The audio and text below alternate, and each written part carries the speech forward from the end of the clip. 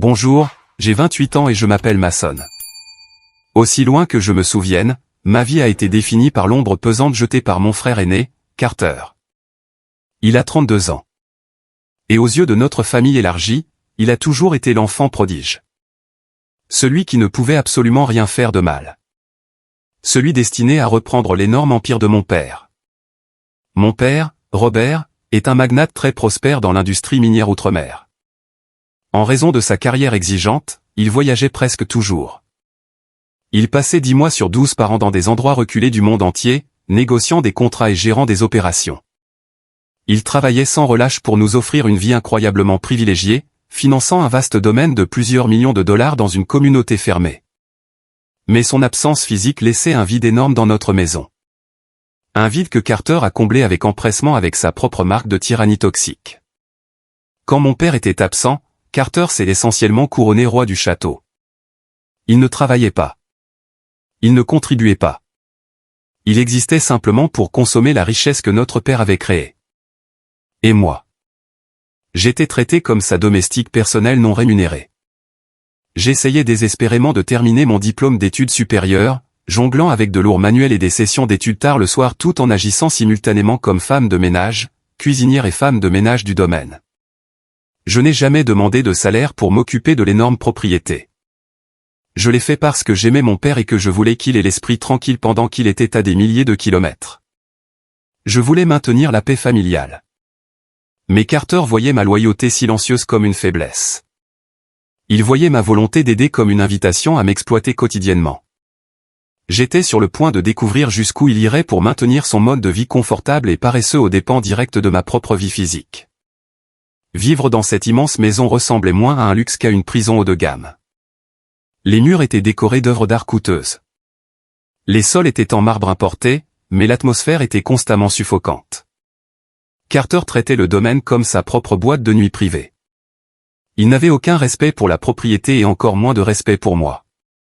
Ma routine quotidienne consistait à me lever à l'aube, à frotter les énormes îlots de cuisine, à faire des lessives de ses vêtements de marque, puis à essayer de caser quelques heures d'études avant qu'il ne se réveille vers midi, exigeant un petit déjeuner gastronomique fraîchement préparé. J'endurais ses abus verbaux constants et ses exigences incessantes parce que je vivais avec une peur intense et paralysante de décevoir notre père. Mon père avait bâti son entreprise à partir de rien. Il avait sacrifié sa jeunesse et sa santé pour nous donner une sécurité financière. La dernière chose que je voulais faire était de l'appeler sur un téléphone satellite au milieu d'une négociation stressante juste pour me plaindre que mon frère aîné était un tyran. Je me suis convaincu que si je gardais la tête basse, que je terminais mes études et que j'entretenais la maison, les choses finiraient par s'améliorer. Je me suis dit que ce n'était que temporaire. Carter avait un groupe d'amis terribles, principalement des gars qui vivaient entièrement des fonds fiduciaires de leurs parents. Son ami le plus proche, Cameron, était le pire du lot. Cameron était un gars bruyant et odieux qui aimait activement me rendre la vie misérable. Chaque fois que Cameron venait, il se donnait pour mission personnelle de créer autant de désordre que possible, sachant pertinemment que ce serait moi qui me mettrais à quatre pattes pour le nettoyer. Je me souviens très bien d'un après-midi où je venais de passer 3 heures à polir les parquets du salon principal. Cameron est entré, portant une assiette de nourriture grasse à moitié mangée, m'a regardé droit dans les yeux et a intentionnellement laissé tomber un gros morceau de nourriture directement sur le bois fraîchement nettoyé. Il l'a ensuite écrasé sur le sol avec le talon de sa chaussure de sport coûteuse, riant hystériquement tandis que Carter l'encourageait depuis le canapé en cuir. Je suis resté là, mes mains serrant le manche de la serpillière si fort que mes phalanges sont devenues blanches. Ma mâchoire était tellement serrée que j'aurais pu me casser une dent. Mais je n'ai pas dit un mot. J'ai simplement attrapé les produits de nettoyage et recommencé. C'était ma vie. Silence et soumission. J'ai ravalé ma fierté quotidiennement pour protéger la fragile illusion d'une famille heureuse. Je ne réalisais pas que mon silence ne faisait que donner à Carter la permission de repousser encore plus loin les limites de sa cruauté. Il a commencé à considérer mon travail non seulement comme une commodité, mais comme son droit absolu. Il croyait sincèrement que son statut de fils aîné lui donnait le droit de me traiter comme un citoyen de seconde zone dans notre propre maison. Il plaisantait souvent sur son futur héritage, mentionnant au passage qu'il me mettrait à la porte le moment où notre père décéderait. Ces mots blessaient, mais j'ai enfoui la douleur profondément en moi, me concentrant entièrement sur mes manuels et l'espoir lointain d'un avenir calme et indépendant. Le véritable cauchemar a commencé un vendredi soir. Mon père venait de partir pour une inspection cruciale d'un nouveau site minier en Amérique du Sud, qui devait durer 1 mois. Dès l'instant où sa berline noire a disparu au bout de la longue allée, Carter a immédiatement sorti son téléphone et a commencé à organiser une énorme fête. Il n'a même pas pris la peine de me prévenir. À 21h ce soir-là, les lourdes grilles en fer de notre domaine ont été grandes ouvertes et des dizaines de voitures de luxe ont commencé à inonder l'allée circulaire. Il y avait au moins 50 personnes entassées dans notre maison. Les bases du système de sonorisation étaient si incroyablement fortes qu'elles faisaient trembler les coûteux lustres en cristal suspendus dans la salle à manger. Je me suis retiré dans ma petite chambre au 2e étage, essayant désespérément de me concentrer sur un important mémoire de fin d'études à rendre la semaine suivante. J'ai mis des écouteurs anti-bruit, mais je pouvais toujours sentir les vibrations de la musique faire trembler mon bureau. Vers minuit, Carter a défoncé ma porte. Il était visiblement ivre, tenant une bouteille de scotch coûteux à moitié vide. Il n'a pas demandé, il a ordonné. Il m'a dit que les machines à glaçons étaient vidées, que les plateaux de traiteurs dans le hall principal étaient en désordre et m'a ordonné de descendre pour nettoyer et servir ses invités. Quand j'ai essayé de refuser, pointant mon ordinateur portable et ma date limite imminente, son visage est devenu rouge foncé. Il s'est approché, son souffle sentant les cigares bon marché et l'alcool cher, et a menacé de détruire mon ordinateur si je ne me bougeais pas. Je n'ai pas eu le choix. J'ai passé les 4 heures suivantes à marcher à travers une mer d'étrangers en sueur et ivres, ramassant des gobelets en plastique jetés, essuyant l'alcool collant renversé sur les tables antiques et portant de lourds sacs de poubelles vers les poubelles extérieures. C'était humiliant.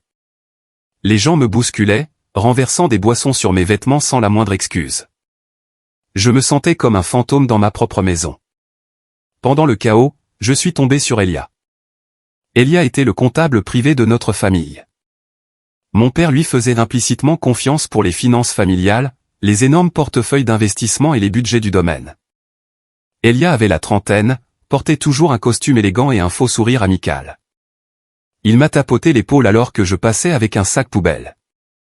Il m'a dit que je faisais un excellent travail pour maintenir l'ordre et a ajouté que mon père serait fier. J'ai en fait ressenti un bref moment de réconfort, pensant qu'au moins une personne reconnaissait mon travail acharné. Je n'avais absolument aucune idée qu'Elia était en fait un traître, profondément impliqué dans le mode de vie toxique de Carter et complètement complice de la ruine financière de notre famille. Il n'était pas là pour vérifier la maison. Il était là pour faire la fête aux dépens de mon père.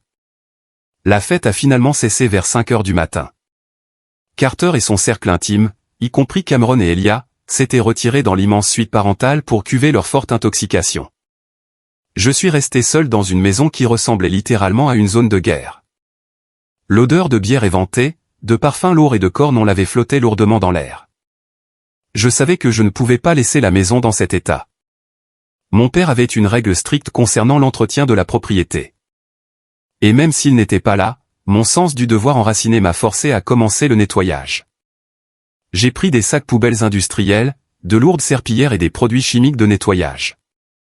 J'ai travaillé pendant 3 heures d'affilée, mes muscles endoloris, mes yeux brûlants de pur épuisement. Vers 8 heures du matin, je portais une lourde caisse en plastique surdimensionnée, remplie à ras-bord de bouteilles d'alcool vides, descendant le grand escalier en marbre de l'entrée principale. La caisse était lourdement maladroite, et je ne pouvais pas voir clairement mes pieds au-dessus d'elle. J'étais à mi-chemin des escaliers quand la catastrophe a frappé. Cameron, dans son état d'ivresse de la veille, avait apparemment renversé une énorme flaque de rhum noir collant près du bord d'une marche en marbre.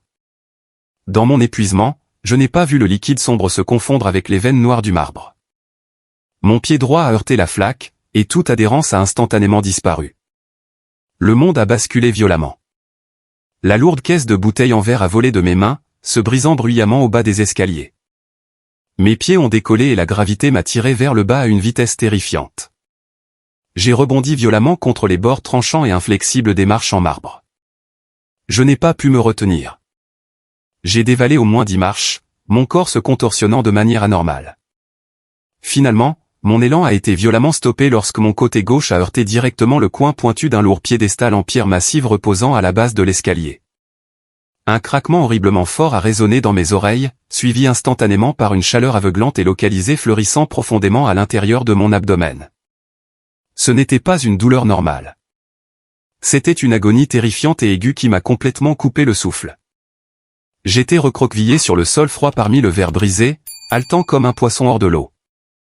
Chaque fois que j'essayais d'inspirer, une douleur lancinante me traversait le torse, brouillant ma vision et faisant danser des taches sombres dans mes yeux. J'ai essayé de me relever, mais mes bras tremblaient de manière incontrôlable, et mon estomac me donnait l'impression de se remplir de plomb chaud. J'ai instantanément réalisé que ce n'était pas seulement une grave ecchymose. Quelque chose en moi était horriblement, profondément mal. La pression interne augmentait rapidement, et une sueur froide a éclaté sur tout mon corps. À travers ma vision trouble, j'ai vu un mouvement en haut des escaliers. J'ai réussi à tourner légèrement la tête et j'ai vu une paire de chaussures en cuir italien coûteuse. C'était Elia. Il était sorti du couloir des invités, probablement dérangé par l'énorme fracas des bouteilles en verre. J'ai tendu une main tremblante vers lui. J'ai essayé de crier à l'aide, mais seul un gémissement humide et pathétique est sorti de mes lèvres. Elia m'a regardé. Il m'a vu me tordre d'agonie sur le sol, entouré de verres brisés. Il a regardé un long et lourd moment. Puis, au lieu de se précipiter pour m'aider, au lieu de sortir son téléphone pour appeler une ambulance, il a lentement fait un pas en arrière. Il m'a littéralement tourné le dos, s'est retiré dans le couloir et a doucement fermé la porte de la chambre d'amis pour ne pas être dérangé par le bruit. Il m'a laissé là pour saigner sur le sol. La réalisation qu'Elia venait de m'abandonner a envoyé une onde de choc de terreur absolue à travers ma conscience défaillante. J'étais complètement seul dans une maison pleine de monde. Je savais avec une certitude terrifiante que si je ne recevais pas d'aide immédiatement, j'allais mourir sur le sol de ce hall. La douleur dans mon abdomen passait d'une douleur aiguë à une agonie écrasante constante. On aurait dit que mes organes internes se déchiraient littéralement. Je devais trouver un téléphone. Mon téléphone portable était posé sur le comptoir de la cuisine à environ 12 mètres de là. Cela ressemblait à une distance de marathon.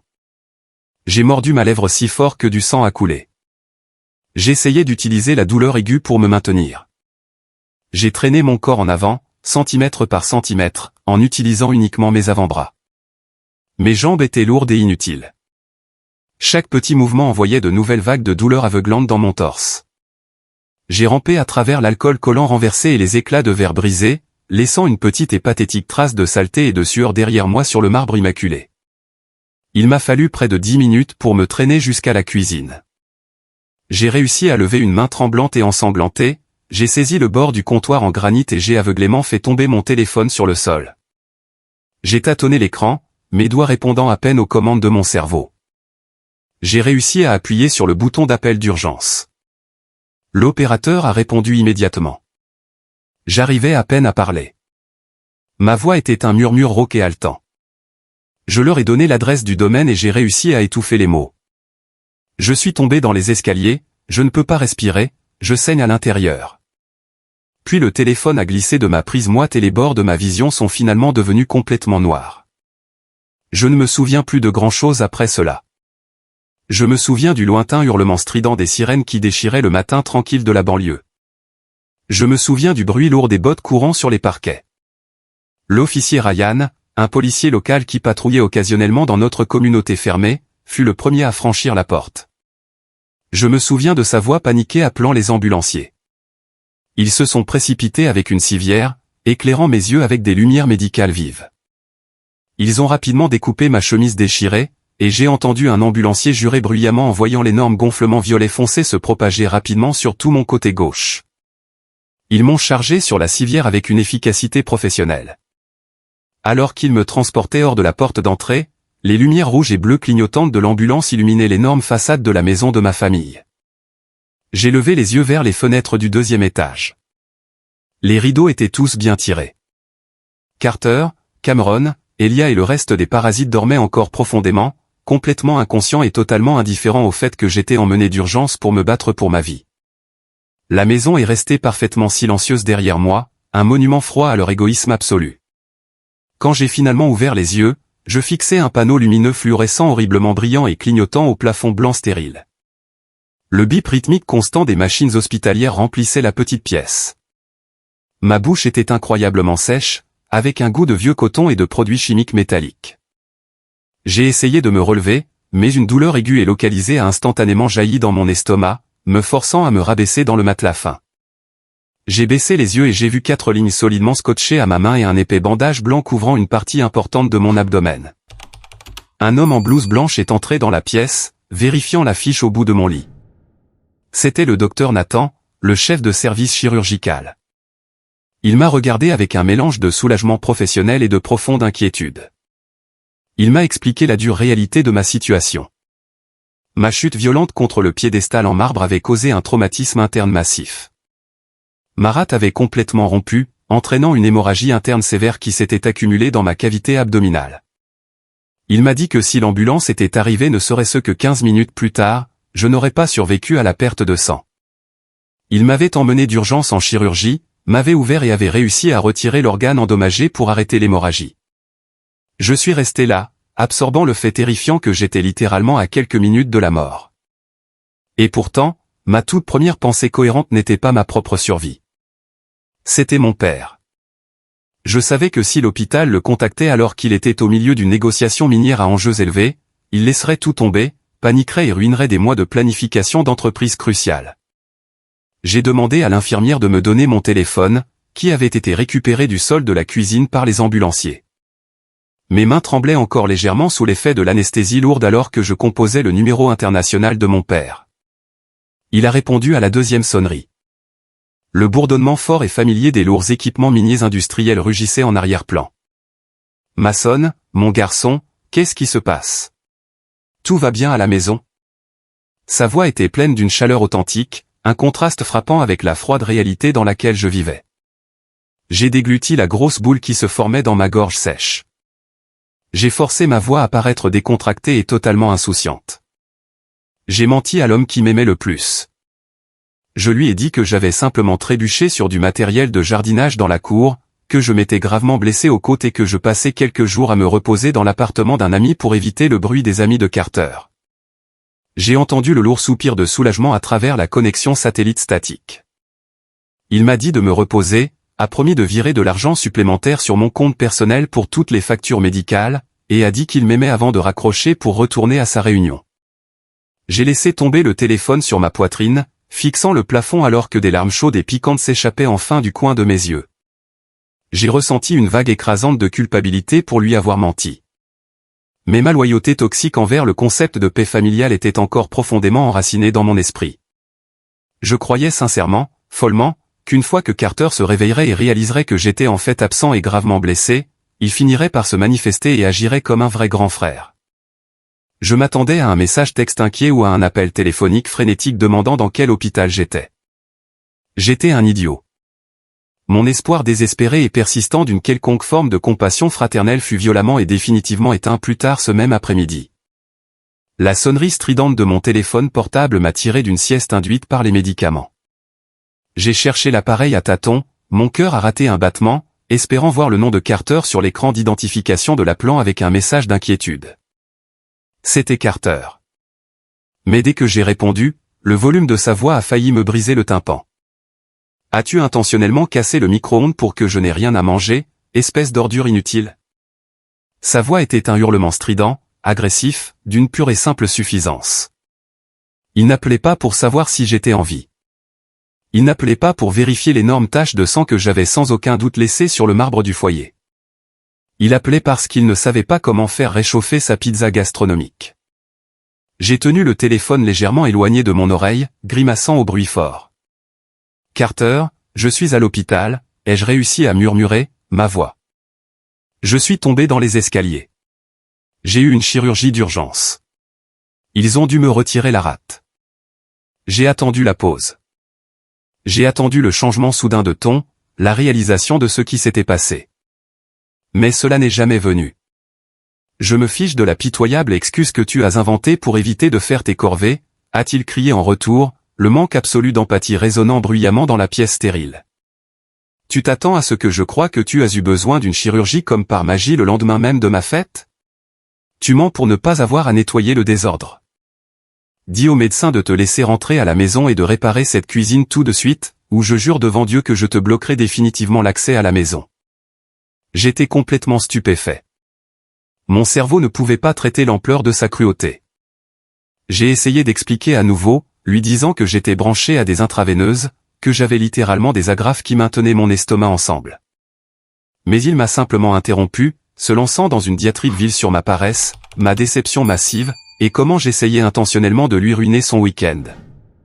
Au moment où il hurlait ses dernières menaces, le docteur Nathan est rentré dans ma chambre pour vérifier mes signes vitaux. Il s'est arrêté net près de la porte parce que je tenais le téléphone éloigné de mon oreille. Le médecin a entendu chaque mot vicieux et haineux que Carter crachait à travers le petit haut-parleur. Le comportement professionnel du docteur Nathan a instantanément disparu, remplacé par une expression de dégoût horrifié absolu. Il m'a regardé, allongé faible et malmené dans le lit d'hôpital, puis a lancé un regard noir au téléphone dans ma main. Je n'en pouvais plus. La douleur physique dans mon estomac fut soudainement éclipsée par une angoisse émotionnelle écrasante. J'ai appuyé sur le bouton rouge fin d'appel, faisant taire le venin de mon frère. J'ai laissé tomber le téléphone sur la couverture et j'ai couvert mon visage de mes mains tremblantes, laissant enfin échapper un sanglot silencieux et pitoyable de défaite totale. Le docteur Nathan n'a pas dit un mot. Il s'est simplement approché, a ajusté doucement ma perfusion intraveineuse et m'a tendu un mouchoir. La pitié silencieuse dans les yeux d'un étranger faisait presque aussi mal que les cris de mon frère. Environ 1 heure après cet appel téléphonique déchirant, la lourde porte de ma chambre d'hôpital s'est ouverte et mon meilleur ami Dylan s'est précipité à l'intérieur. Dylan et moi étions proches depuis le lycée. Il était l'exact opposé des amis de Carter. Travailleur, terre à accent grave-terre et farouchement loyal. J'avais réussi à lui envoyer un bref message texte avant l'opération et il avait tout laissé tomber dans son atelier de mécanique pour se précipiter à l'hôpital. Il est entré, portant un petit sac en papier sentant le plat à emporter chaud. Son visage était pâle d'inquiétude. Mais au moment où il a vu les énormes bandages enveloppant mon torse et l'expression pâle et épuisée sur mon visage, son inquiétude s'est instantanément transformée en une colère ardente et brûlante. Il a posé la nourriture brusquement sur la table de chevet et a tiré une chaise en plastique dur, s'asseyant dangereusement près du bord. Qu'est-ce qui s'est réellement passé, Mason? Et ne me raconte pas cette histoire bidon de trébucher sur un tapis. Je ne pouvais pas mentir à Dylan. J'ai pris une inspiration lente et douloureuse et je lui ai tout raconté. Je lui ai parlé de la fête, de l'alcool renversé, de la chute terrifiante et de la douloureuse progression jusqu'au téléphone. Puis, ma voix se brisant légèrement, je lui ai parlé de l'appel téléphonique avec Carter concernant le micro-ondes cassé. La mâchoire de Dylan s'est serrée si fort que j'ai cru que ses dents allaient se briser. Une grosse veine pulsait visiblement sur son front. Ce monstre absolu, a grogné Dylan, sa voix basse et dangereuse. Tu es allongé dans un lit d'hôpital avec des organes manquants, et il te menace à cause d'un appareil de cuisine. Mason, tu ne peux pas continuer à le protéger. Ce n'est plus seulement une rivalité fraternelle. C'est un abus grave. Tu dois dire la vérité à ton père tout de suite. J'ai secoué lentement la tête contre l'oreiller. Les lourdes chaînes familières de l'obligation familiale m'enveloppaient étroitement le cou. Dylan, tu sais à quel point mon père est sous pression. Il gère des contrats de plusieurs millions de dollars. Si je lui dis que Carter se comporte comme un psychopathe, ça va le détruire.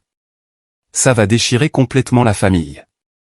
J'ai juste besoin de sortir d'ici, de retourner à la maison et de garder la tête basse jusqu'à l'obtention de mon diplôme. Dylan a claqué sa main sur la coudoir métallique de la chaise, me faisant sursauter. Réveille-toi, Mason. La famille est déjà déchirée. Carter l'a déchirée dès qu'il a décidé que tu étais son esclave personnel. Tu saignes littéralement pour cette famille, et il s'en fiche. Si tu retournes dans cette maison sans le dire à ton père, Carter va finir par te tuer, soit par épuisement, soit par pure négligence. J'ai fixé mes mains tremblantes. Au fond de moi, je savais que Dylan avait tout à fait raison. Mais la peur d'appuyer sur la gâchette, la peur d'être celui qui allait finalement briser l'image parfaite que mon père avait de son fils aîné était absolument paralysante. J'étais pris au piège d'un cauchemar et je ne savais pas comment me réveiller. Mon débat interne sur le fait de dire la vérité fut violemment résolu le lendemain matin lorsque je reçus une visite complètement inattendue. La porte s'ouvrit lentement et Elia, le comptable de la famille, entra dans la pièce. Il portait son costume habituel, impeccablement taillé, tenant un petit bouquet de fleurs incroyablement bon marché provenant de la boutique de cadeaux de l'hôpital. Il m'offrit le même faux sourire parfaitement étudié qu'il arborait toujours lors des dîners d'entreprise de mon père. Mason, mon ami, tellement désolé d'apprendre le petit accident, dit-il calmement, posant les tristes fleurs sur le plateau roulant. Je le fixais, mon esprit revint immédiatement au moment terrifiant où j'étais allongé sur le sol en marbre, haletant, regardant ces coûteuses chaussures italiennes se retirer dans le couloir. « Tu m'as vu, murmurai-je, ma voix froide et creuse. Tu m'as vu tomber. Tu m'as vu saigner sur le sol et tu es parti. » Le faux sourire d'Elia vacilla une fraction de seconde. Un bref éclair d'agacement sincère traversa ses traits polis, mais il se reprit rapidement, s'appuyant nonchalamment contre le mur comme si nous discutions de la météo. « Bon, Mason, ne faisons pas de drame, dit Elia, son ton dégoulinant de condescendance. Je t'ai vu faire une culbute. Bien sûr, mais tu sais comment sont les fêtes de Carter. J'ai pensé que tu avais juste trop bu et que tu avais perdu l'équilibre. Je ne voulais pas faire de scène ni interrompre le repos de qui que ce soit pour une simple glissade et une chute. J'ai serré fermement la fine couverture d'hôpital. Ils ont dû me retirer la rate. Elia, j'ai failli mourir sur ce sol. Il a agité la main de façon désinvolte. Eh bien, tu vas bien maintenant, n'est-ce pas? La médecine moderne est incroyable. Écoute, Mason, la raison pour laquelle je suis ici est de parler de l'ensemble de la situation. Ton père est un homme très occupé, très important. Carter est le prochain à hériter de l'entreprise. Il a une certaine réputation à maintenir dans le monde des affaires.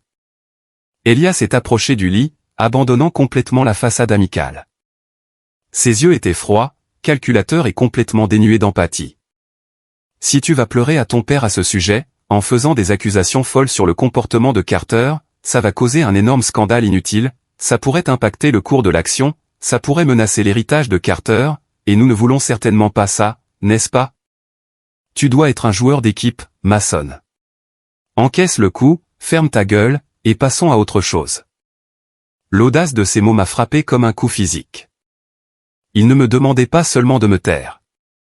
Il m'ordonnait de protéger mon agresseur pour la stabilité financière.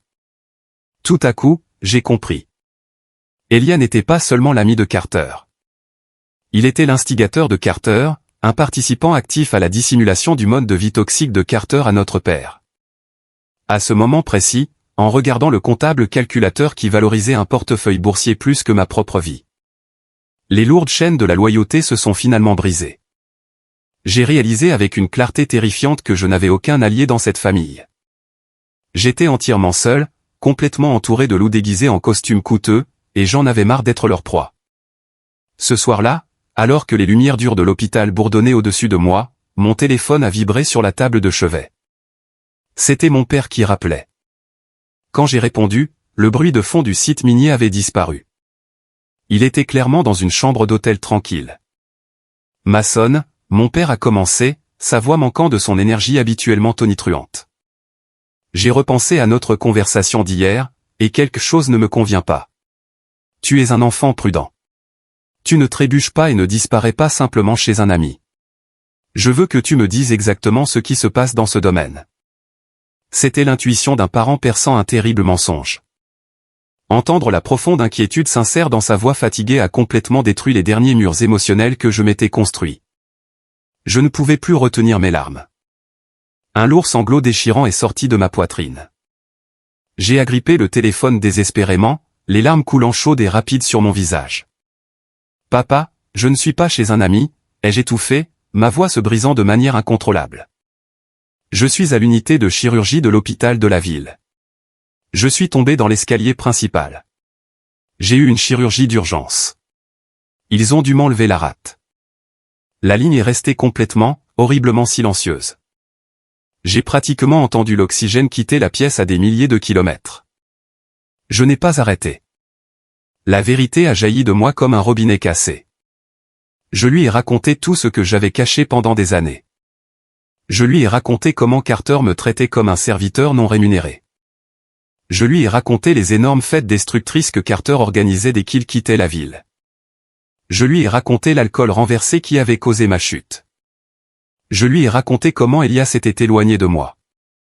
Et enfin, je lui ai raconté l'appel téléphonique monstrueux que Carter avait fait, exigeant que je rentre à la maison pour réparer un micro-ondes alors que je saignais intérieurement. Le silence à l'autre bout du fil de mon père s'est étiré pendant ce qui a semblé être une éternité absolue. L'air est devenu incroyablement lourd. Quand il a finalement parlé, sa voix avait baissé d'une octave entière. Ce n'était plus la voix d'un père aimant. C'était la voix terrifiante et froide d'un PDG milliardaire impitoyable qui venait de découvrir une trahison massive au sein de ses propres rangs. Je ne peux même pas commencer à croire le niveau de cruauté dégoûtante dont ma propre chair et mon sang sont capables pendant mon absence, a déclaré Robert lentement, chaque syllabe dégoulinant d'une fureur mortelle et calculée.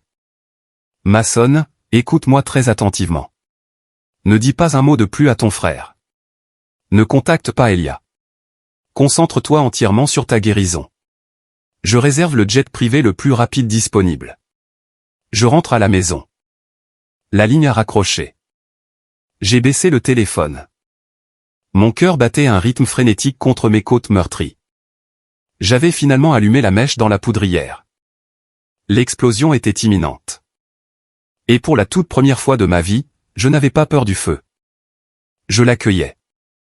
Les 2 jours suivants à l'hôpital se sont déroulés dans un flou d'analgésiques puissants et d'une profonde anxiété persistante. Je savais que mon père était quelque part au-dessus de l'océan Atlantique, se dirigeant vers une confrontation qui allait modifier de façon permanente la dynamique de notre famille. Mais la menace immédiate de mon frère aîné planait toujours lourdement au-dessus de ma tête comme un nuage d'orage sombre et suffocant. Le matin de ma sortie officielle, l'écran de mon téléphone s'est allumé vivement avec une succession rapide et agressive de messages textes hostiles de Carter. Il avait en quelque sorte réalisé que je ne me cachais pas seulement dans ma chambre. Les messages étaient imprégnés de son arrogance toxique habituelle.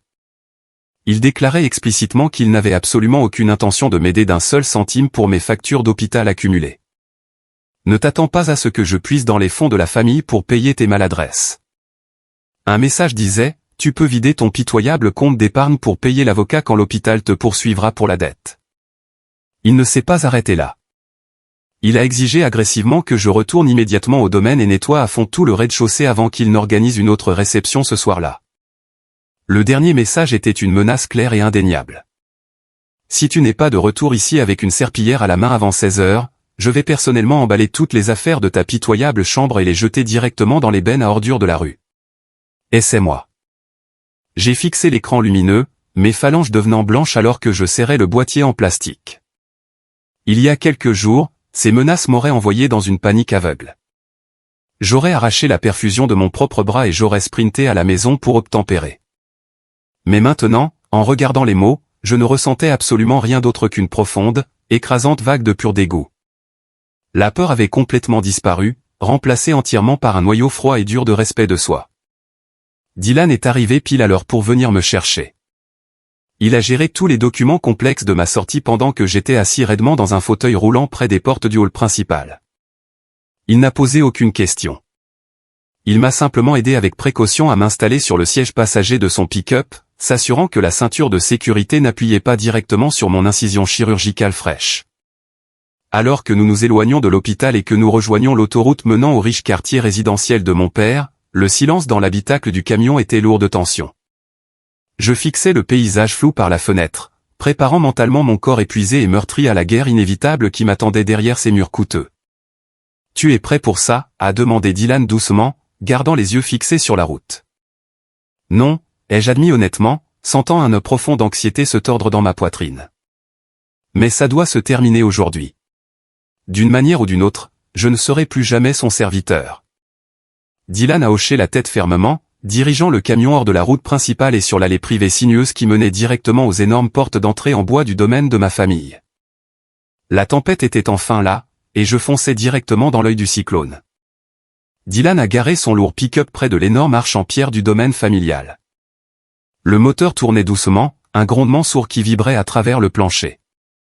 Je suis resté assis sur le siège passager un long moment, fixant à travers le pare-brise teinté l'immense manoir. Le soleil de l'après-midi se reflétait sur les colonnes de marbre importées, donnant à la maison l'apparence d'une forteresse impénétrable. Il y a quelques jours à peine, j'étais le fantôme invisible hantant ses couloirs, frottant ses sols et saignant sur ces mêmes marches. Aujourd'hui, je revenais en homme complètement différent. Dylan a mis le camion au point mort et m'a regardé. Il n'a pas offert de platitude vide. Il a simplement tendu le bras par-dessus la console et m'a donné une ferme et rassurante pression sur l'épaule. J'ai pris une profonde et douloureuse inspiration. Mes muscles abdominaux ont protesté en hurlant, un rappel aigu des agrafes chirurgicales qui maintenaient mon corps ensemble. J'ai détaché ma ceinture de sécurité avec des mains tremblantes, j'ai poussé la lourde porte et je suis sorti sur l'allée de gravier concassé. Chaque pas vers cette énorme porte d'entrée semblait marcher dans une boue épaisse. La douleur physique était intense, mais le poids psychologique était encore plus lourd. Je savais que Carter était à l'intérieur. Je savais qu'il était furieux que j'ai défié son délai ridicule. Je me suis préparé mentalement à l'agression verbale, enfermant ma peur et la remplaçant par une froide et dure résolution. J'ai tendu la main et j'ai poussé la lourde porte en bois. L'odeur familière d'un désodorisant coûteux et de vieille richesse m'a envahi. Le hall principal était exactement tel que je l'avais laissé, bien que j'ai remarqué que quelqu'un avait paresseusement jeté un tapis sur l'endroit où mon sang avait taché le marbre. Avant même que la porte d'entrée ne se referme derrière moi, les cris ont commencé. Carter a fait irruption du salon principal. Son visage était déformé en un horrible masque de pure rage. Il tenait un verre à cocktail en cristal sale, le pointant directement vers mon visage. « Quelle heure est-il pour que tu ne rentres que maintenant ? Arrête de faire semblant et va ranger la cuisine tout de suite. » Sa voix résonnait dans les hauts plafonds voûtés assez fort pour faire trembler les couteaux lustres. Il n'a pas regardé mon visage pâle et moite. Il a complètement ignoré le fait que je marchais courbé, me tenant le côté. Il ne se souciait pas des épais bandages médicaux visiblement dépassant de ma chemise ample. Pour lui, je n'étais pas un frère se remettant d'une expérience de mort imminente. J'étais un appareil cassé qui dérangeait son après-midi. « Tu m'entends, espèce de déchet inutile ?» Carter a fait un pas menaçant en avant. L'alcool clapotait dans son verre. « J'ai des gens qui viennent dans 3 heures. Les comptoirs sont en désordre. Tu penses que tu peux juste te promener ici au milieu de la journée et faire une sieste ? Prends une serpillière tout de suite. Ou je jure que j'emballe tes vêtements pitoyables dans des sacs poubelles et que je les jette dans la rue. » Je suis resté parfaitement immobile. Je n'ai pas bronché. Je n'ai pas baissé les yeux. Je l'ai juste regardé. J'ai vu la pure suffisance non falsifiée irradier de chacun de ses pores. J'ai vu le monstre que j'avais laissé contrôler ma vie pendant des années. Et pour la première fois, je n'ai ressenti absolument aucune peur. « Je ne nettoie pas ton désordre, Carter », ai-je dit. Ma voix n'était pas un cri. Elle était basse, rauque, mais complètement stable. « Je ne nettoierai plus jamais ton désordre. » Carter s'est figé. Ses yeux se sont légèrement écarquillés, complètement choqués par mon défi ouvert. Il était tellement habitué à ce que je me rétracte, à ce que je m'excuse et à ce que je me précipite pour faire ses ordres. Cette nouvelle version de moi a complètement court-circuité son cerveau. Son visage est devenu d'un rouge profond et violent. « Excusez-moi », a-t-il grogné, faisant un autre pas agressif, réduisant la distance entre nous. « Tu penses que parce que tu as simulé un petit mal de ventre, tu diriges soudainement tout ici ? Je suis l'aîné. C'est ma maison. Tu vis ici parce que je le permets. Maintenant, va dans cette cuisine avant que je ne te fasse regretter d'être entré par cette porte. » Il a levé la main, la serrant en un poing. Je n'ai pas bougé d'un pouce. Je savais que je n'avais pas à le faire parce que ce que Carter ne savait pas, ce qu'il ne pouvait pas voir à travers sa rage narcissique aveuglante, c'est que je n'étais pas entré par cette porte d'entrée seule. Des ombres profondes de la lourde porte en chêne juste derrière moi, une silhouette massive a avancé silencieusement. C'était Matthew. Matthew était le chef de la sécurité personnelle de mon père. Un ancien agent militaire qui s'occupait de tout, de l'espionnage industriel à la protection personnelle de mon père. Il mesurait un M93, était bâti comme un mur de briques et possédait un regard qui pouvait geler de l'eau bouillante. Matthew s'est interposé en douceur entre moi et Carter, sa stature massive agissant comme une barrière physique impénétrable. Il n'a pas levé les mains. Il n'a pas sorti d'armes. Il a simplement regardé mon frère avec une expression de dégoût calculé absolu. « Tu devrais être très prudent avec tes prochains mots, Carter », a déclaré Matthew. Sa voix était un baryton grave et grondant qui commandait instantanément une autorité totale dans la pièce, parce que tout le monde ici n'est pas prêt à tolérer tes ridicules crises de colère. Carter a reculé, la mâchoire tombante. Il a reconnu Matthew instantanément, et si Matthew se tenait dans le foyer du domaine, cela ne signifiait qu'une chose terrifiante. Le son rythmique lourd de chaussures de ville en cuir coûteuse résonnait du long couloir assombri menant au bureau privé de mon père. Le son était lent, délibéré et entièrement menaçant. Mon père Robert est entré dans la lumière naturelle brillante du foyer. Il ne portait pas ses vêtements de week-end habituels et décontractés. Il était vêtu d'un costume 3 pièces gris anthracite impeccable, ressemblant en tout point au PDG milliardaire impitoyable qui écrasait les entreprises rivales pour gagner sa vie. Son visage était durci en un masque de fureur paternelle pure. Je l'avais déjà vu en colère contre des membres du conseil d'administration incompétents, mais je ne l'avais jamais vu regarder un membre de sa propre famille avec un mépris aussi dévastateur. L'apparition inattendue de notre père a frappé Carter comme un coup physique à la poitrine. Il a laissé échapper un halètement fort et pathétique. Ses doigts ont perdu toute leur force, et le verre en cristal qu'il tenait lui a échappé des mains. Il s'est brisé violemment contre le parquet, projetant des éclats de verre coupants et de l'alcool coûteux dans toutes les directions. Cela reflétait parfaitement la destruction soudaine et catastrophique de sa vie confortable et subventionnée. Une panique absolue a complètement envahi les traits auparavant confiants de Carter. Le sourire arrogant a disparu, remplacé par le visage tremblant et pâle d'un lâche qui réalisait qu'il était enfin pris. Il savait que mon père avait été témoin de toute sa cruelle explosion. « Papa » a balbutié Carter, sa voix se brisant horriblement. « Papa, ce n'est pas ce que ça a l'air. J'essayais juste. » Mason ignorait ses corvées. J'essayais juste de lui apprendre la discipline. Mon père n'a pas dit un seul mot. Il n'a pas crié. Il n'a pas hurlé. Il a simplement levé sa main droite, étendant un seul doigt pour exiger un silence total et absolu. Son regard perçant est resté fermement fixé sur son fils aîné, un fils qui avait complètement trahi sa confiance fondamentale. Le silence dans la pièce était si lourd qu'il en était suffocant. C'était le silence avant une exécution massive. Mon père a finalement baissé la main et a tourné son attention vers la porte d'entrée. « Faites-les entrer, Julian » a-t-il ordonné. Un autre homme est entré dans la maison. C'était Julian, l'auditeur médico-légal en chef de l'ensemble de l'empire corporatif de mon père. Julian était un homme qui vivait et respirait les chiffres, et il portait une énorme, épaisse mallette en cuir. Il a marché rapidement devant le verre brisé sur le sol et s'est tenu directement à côté de mon père, sortant plusieurs dossiers financiers épais et fortement engloutis. Carter a regardé Julian, puis les dossiers, et toute la couleur restante a complètement disparu de son visage. Il avait l'air de vouloir vomir. « Tu pensais honnêtement que j'avais traversé le monde entier juste parce que Mason a passé un coup de fil ?» Mon père a finalement parlé, sa voix dangereusement calme. « Tu pensais que c'était juste un micro-ondes cassé ?» Mon père s'est approché de Carter, sa présence entièrement écrasante. « J'ai dirigé cet empire pendant 30 ans, Carter. Je ne l'ai pas bâti en étant aveugle. J'ai remarqué les écarts dans les comptes de gestion du domaine il y a 6 mois. J'ai remarqué les énormes retraits inexpliqués des fonds de prévoyance de l'entreprise. J'ai remarqué que l'argent mis de côté pour le fonds universitaire de Mason avait été mystérieusement drainé et transféré vers un compte offshore. » Il a pointé un doigt aiguisé directement sur la poitrine de Carter. « Toi et Elia pensiez que vous étiez incroyablement intelligents. Vous pensiez pouvoir siphonner mon argent durement gagné pour financer vos fêtes somptueuses pathétiques, acheter des montres de marque et vivre comme un roi pendant que je me cassais le dos à l'étranger. Vous avez littéralement volé le salaire destiné au personnel du domaine et l'avez empoché, forçant votre propre frère à faire le travail manuel pour que vous ne soyez pas pris. » Les genoux de Carter ont visiblement fléchi. Il tremblait si fort que je pouvais entendre ses dents claquer.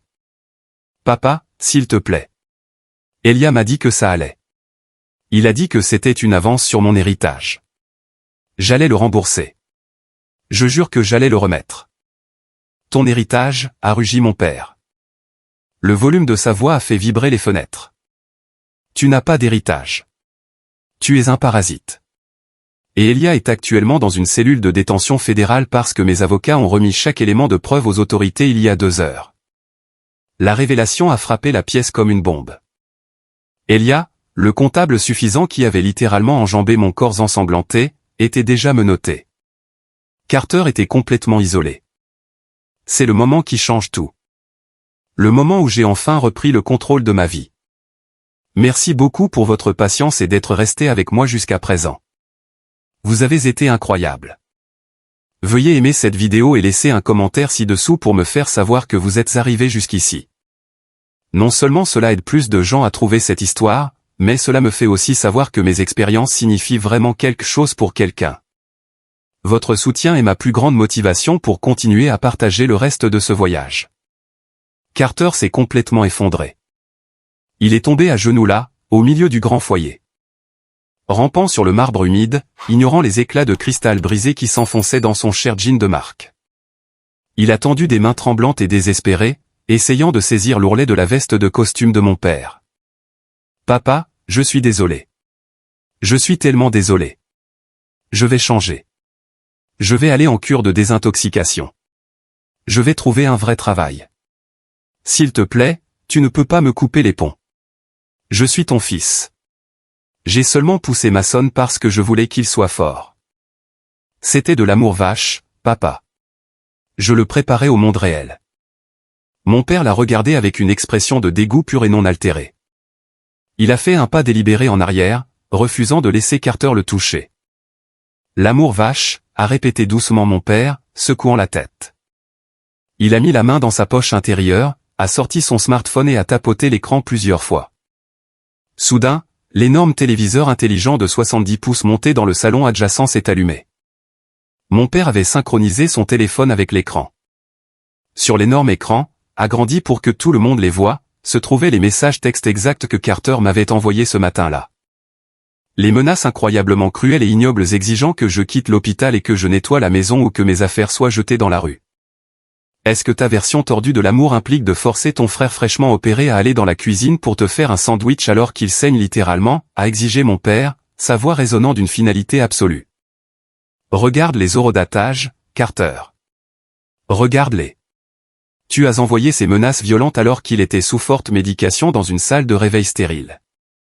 Tu n'es rien d'autre qu'un monstre déguisé en être humain.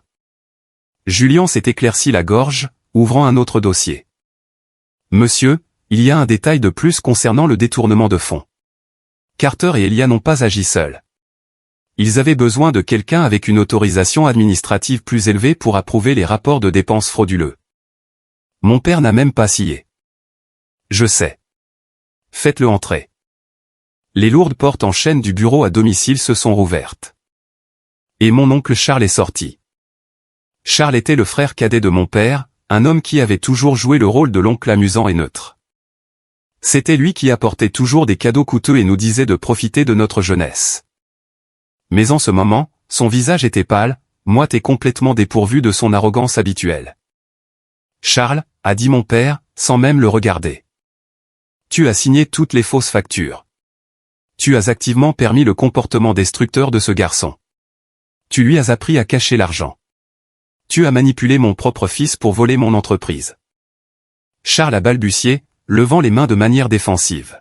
« Robert, écoute. » Le garçon était stressé. Il avait besoin d'un exutoire. J'essayais juste de l'aider à gérer la pression d'être ton héritier. C'était juste un petit supplément d'argent. Robert, ne dramatise pas. Tu es viré, Charles. Mon père a déclaré froidement, le coupant complètement. Avec effet immédiat. Mes avocats sont en train de rédiger la plainte civile au moment où nous parlons. Tu rendras chaque centime volé ou je ferai en sorte que tu passes le reste de ta vie pathétique à répondre à un juge fédéral. Maintenant, sors de ma maison avant que je ne demande à Matthew de te jeter par la fenêtre. Charles a regardé le visage durci de mon père, a réalisé que toute sa vie confortable était instantanément terminée et a pratiquement sprinté vers la porte d'entrée, laissant Carter agenouillé seul sur le sol.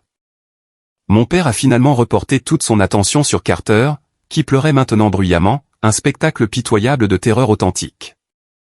Le contraste entre ses sanglots actuels et les cris agressifs et violents qu'il m'avait adressés 20 minutes plus tôt soulignait la véritable nature manipulatrice de sa personnalité. « Carter, regarde-moi », mon père a ordonné. Carter a lentement levé les yeux, son visage rouge et couvert de larmes. « Tu es officiellement déchu de ton héritage », a déclaré mon père, les mots planant lourdement dans l'air. « Tu es retiré de mon testament légal complet. Tu n'as absolument aucune revendication sur ma compagnie, mes actifs ou mon héritage.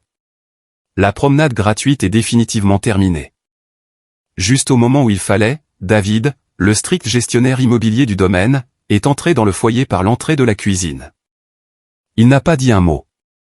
Il s'est simplement dirigé vers le petit bol en cristal posé sur la table console et a pris le lourd jeu de clés de la toute nouvelle Porsche 911 que mon père avait acheté à Carter pour son 30e anniversaire. Il a laissé tomber les clés dans sa poche et s'est tenu silencieusement contre le mur.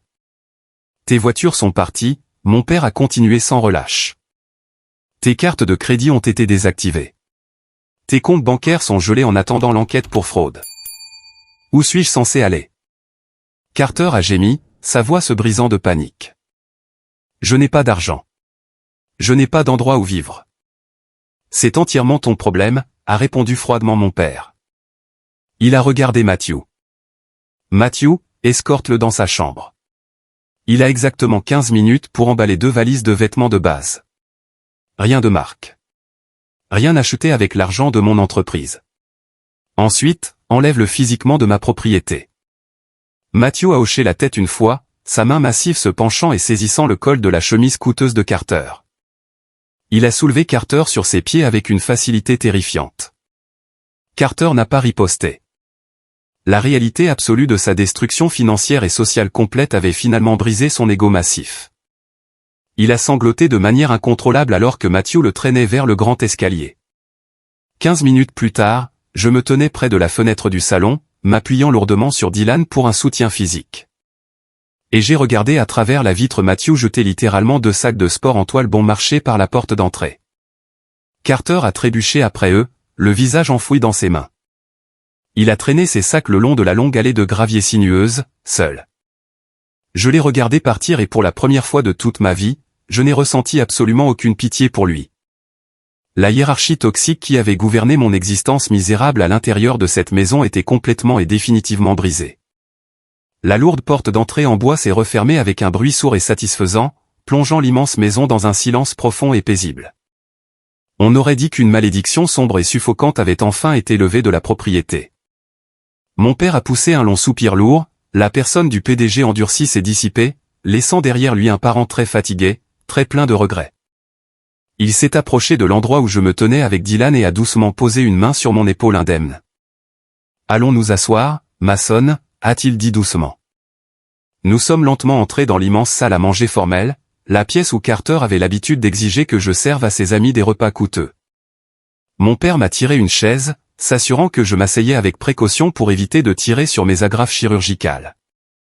Il s'est assis directement en face de la table en acajou poli, tirant une épaisse enveloppe en Bristol de sa mallette.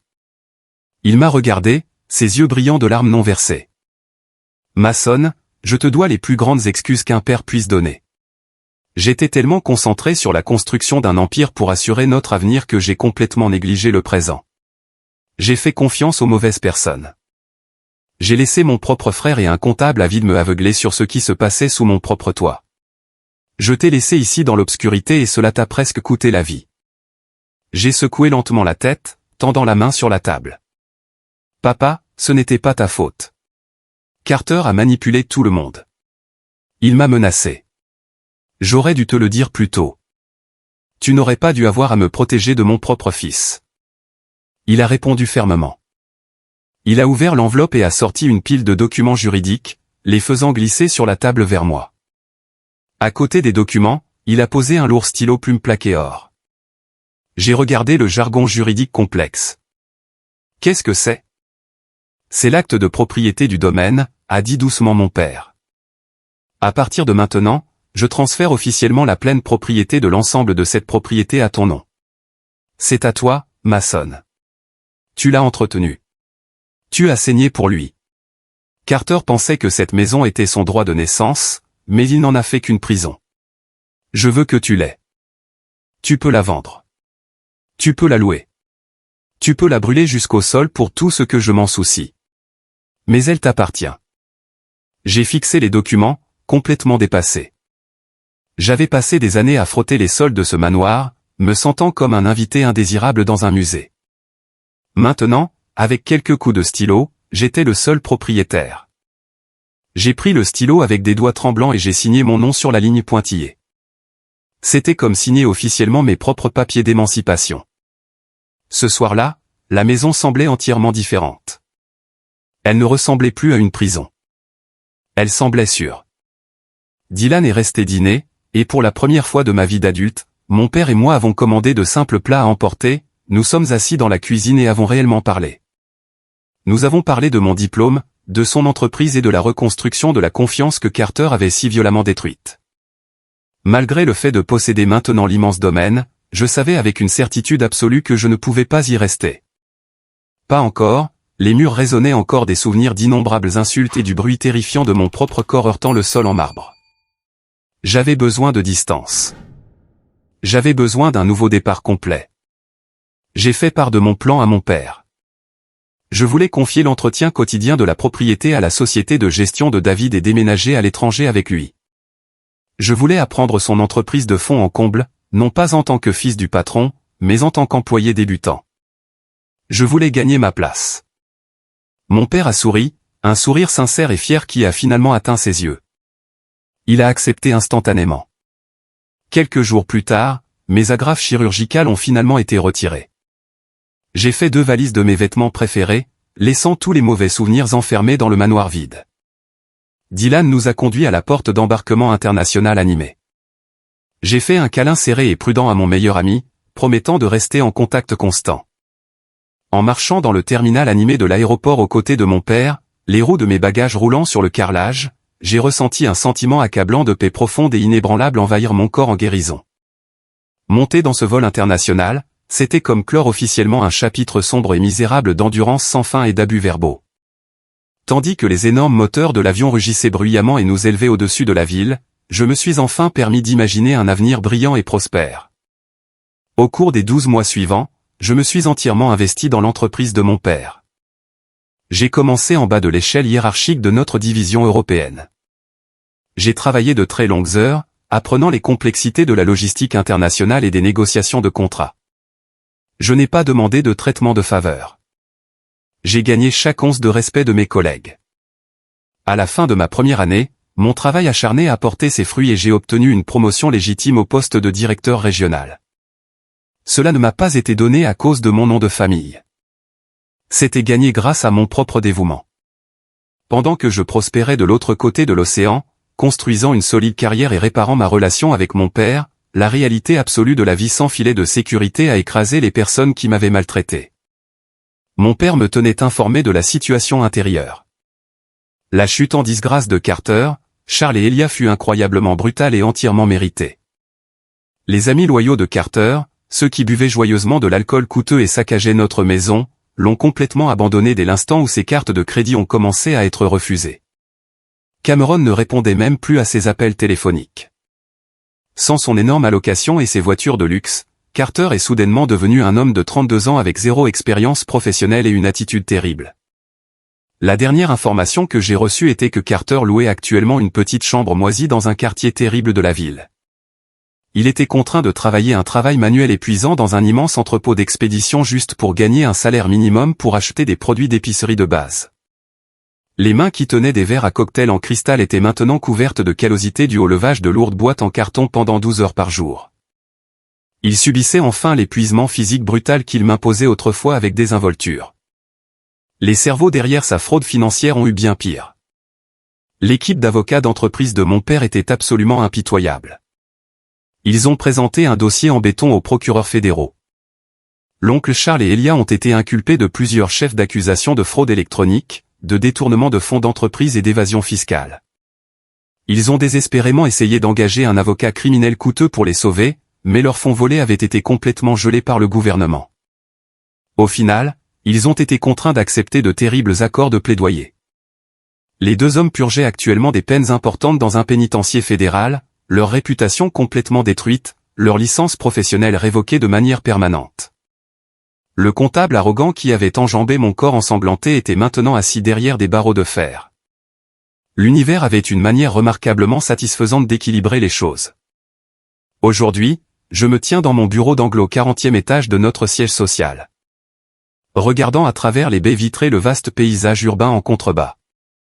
Mon abdomen porte une longue cicatrice pâle, un rappel physique permanent du prix que j'ai payé pour ma liberté. Mais mon esprit est complètement clair et mon cœur est plus léger qu'il ne l'a jamais été.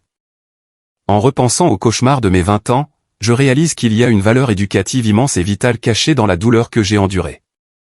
Mon parcours n'est pas seulement une histoire sur un frère cruel exigeant une cuisine propre. C'est une leçon profonde sur les limites fondamentales et non négociables du respect au sein d'une famille biologique. Pendant des années, j'ai subi un lavage de cerveau me faisant croire que partager un lien de sang signifiait que je devais tolérer les abus. Je croyais que la loyauté familiale signifiait souffrir en silence pour maintenir la paix. J'avais horriblement tort. La suffisance toxique qui permet à un être humain d'exploiter un autre sans ressentir aucun remords ne devient pas magiquement acceptable juste parce que vous partagez les mêmes parents. Le sang ne donne à personne le droit de vous manipuler systématiquement, de vous voler ou de traiter votre vie comme jetable. Si jamais vous vous retrouvez piégé dans une situation remarquablement similaire avec un membre de la famille contrôlant et narcissique, je dois vous dire haut et fort. Vous devez établir fermement vos limites personnelles. Vous devez absolument refuser de normaliser leur hostilité inacceptable.